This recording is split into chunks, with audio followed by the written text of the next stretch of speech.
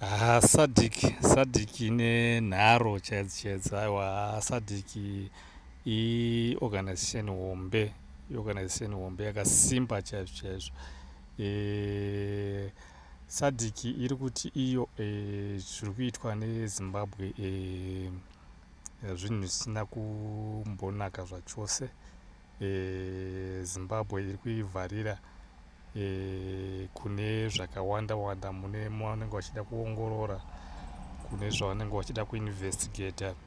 Haisi kunyatsovapa mukana wokuti vaite basa ravo nemazvo, but ivo vaenderera mberi vachiti izvozvo hazvimise simba rebasa ravo eSADC.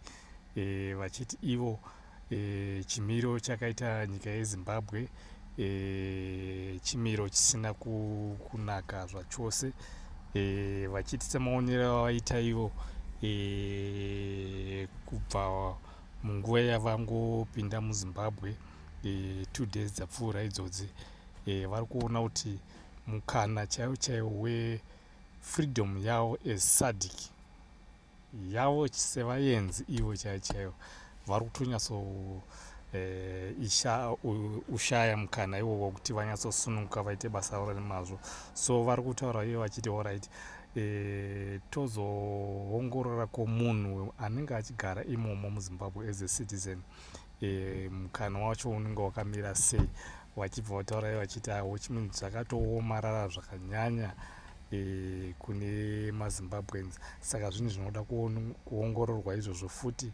AU SADC yatotumira tsamba kuAU muzuva ranhasi yekutsanangurira also macondition situation yemuZimbabwe, sezvo panga vari kuAU summit yesvondo rapfuura kwaidikanwa full report yekuzikanwa kuti zvinhu zvakamira sei muZimbabwe.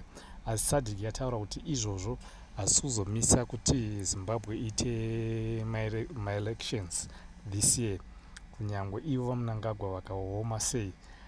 Vati zvinhu zvakaramba zvakaoma semaitirikire azviri kuita panguva ino yekuti government yavaMnangagwa haisi kunyatsovapa kuti vanyatsoita basa ravo nemazvo. Iyo yati aiwa pairi kudzokera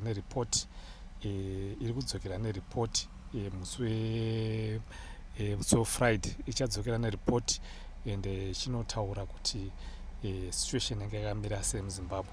Izvo zvichakonzera kuti sematauro aita zvinogona kukonzera kuti Zimbabwe ichapuwa masanctions akanyanya zvikuru, masanctions anorema munguva pfupi inoteera iyoyi. Zvichinzi zvekare vaMnangagwa vari kuchemera kuti vapuwe chimuti, vapuwe position yechairmanship yavarada kutora kubva muna August.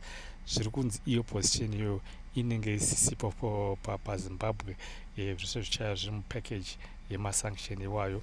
Position iyoyo haichawanika kusvikira Zimbabwe yagadzirisa zvinhu zviri kunzi neSADC hazvina kuchena, hazvina kunge zvakamira zvakanaka, kunyanyanya nyaya yakatangira kubva pakaitwa maelections akapfuura iwaya. Kune zvakaonekwa zvakanyanya zvokuti Zimbabwe inoita zvinhu zvayo ichiita kunge iri kuita zvinhu zvayo mujekerere, asi ine zvinhu zvairi kuita zvakawanda ichikanganisa, ende iyo inoziva kuti kukanganisa vati vari kuita zvokumanikidza vanhu.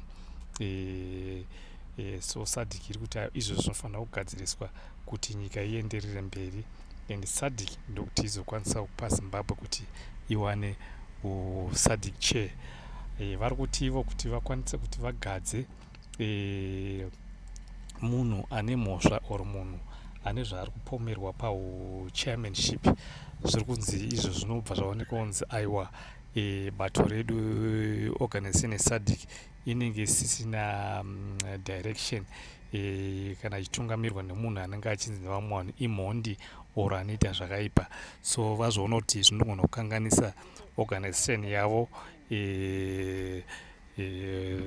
kuti inzi iorganization inoita zvinhu zvayo zvine freedom kune vanhu vese vari under SADC.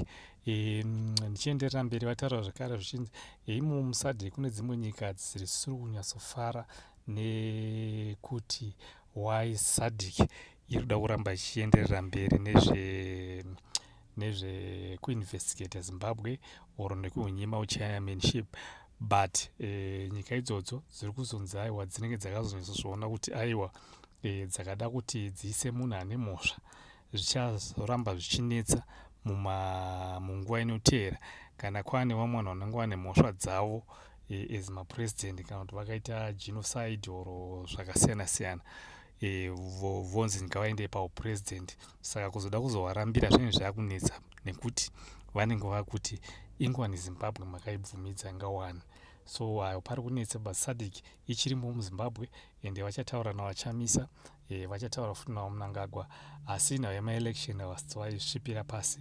Zviri kunzi musi weFriday chaiwo chaiwo vachaenda neripoti ende vachazotaura answer yekuti maelections anenge achifamba zvakaita sei. Ticharamba tichiiteera nayo yeSADC iyo kusvika zvanaka. MaZimbabweans we are together as a family. Ticharamba tichikupai nawo, tokurudzirai kusubscribe muchiramba muchiteera King Madokero News TV. Thank you.